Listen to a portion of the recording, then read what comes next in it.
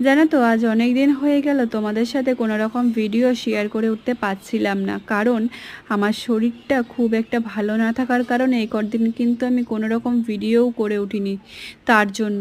আর আমার কাছে সবথেকে ভালো সময় হলো আমি ভিডিও করতে বসি দুপুরবেলা, তাই এ কদিন কিন্তু আমি একটু রেস্ট নিচ্ছিলাম। আর চলো আজকে কিন্তু আমি আবারও একটি নতুন ভিডিও নিয়ে তোমাদের সাথে চলে এসেছি। আজকে আমি করছিলাম একটি মোমদানি, আর এটাকে করেছিলাম আমি সিমেন্ট দিয়ে গুলিয়ে। আর এটা শুকিয়ে যাওয়ার পর দেখলাম যে এটা বড্ড ফাঁকা ফাঁকা লাগছে, তার জন্য ভাবলাম অ্যাক্রিলিক কালার আর ডটের সাহায্যে এটাকে পুরো ডট করে দিই। তারপরে কিন্তু আমি নিয়ে বসে পড়লাম আঁকতে। এখানে দেখতেই পাচ্ছ তোমরা, আমি এখানে ডটকে পুরোটা ভরাট করে নিয়েছি, আর তারপর লাস্টে মনে হলো একটি পদ্ম ফুল এঁকে দিই।